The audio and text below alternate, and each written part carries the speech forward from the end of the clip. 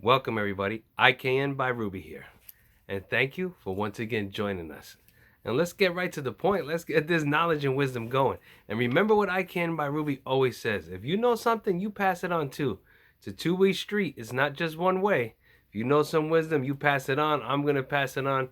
Let's get people's knowledge up. We need to. We need to awaken as many people as we can, right? Open that mind. Body, spirit, get it all as one. But first, we got to start with what? Inside. Work on the mental and from within. So let's get to the topic at hand today.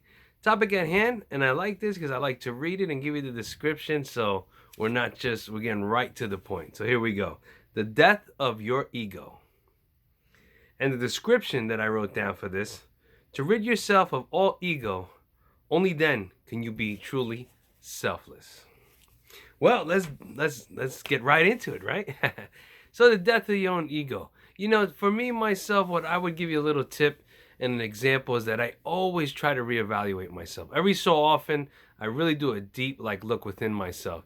And sometimes I will be mostly on track. Sometimes, believe it or not, you'll find that yourself, you might be a little bit off. No biggie, get right back on it again. And like I always say, always remember this: we're only human. None of us are perfect. And we learn through what? Our mistakes.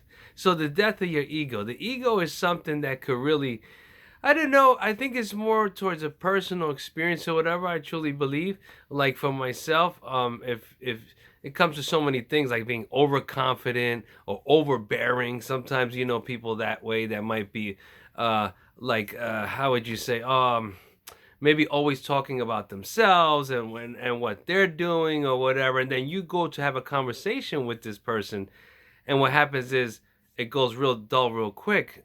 But when they're listening to you, they're not even really listening to you. And then as soon as they go to say what they want to say, boom, oh, they're right back into it again. And that might be that ego, right? Because they can't let it go. It's always surrounding them, always pulling them in to either prove themselves more, or always trying to seem like maybe they may be better than other people, smarter, whatever it may be. It stems to so many things, and that's why you got to be real careful with that ego. I remember when I went into deep spiritual meditation and thinking, and when I saw my ego and really looked at myself from within, and I knew sometimes, I'll tell you what, you know the answer, but sometimes we stand back from certain things even though we know the answer, because we're what?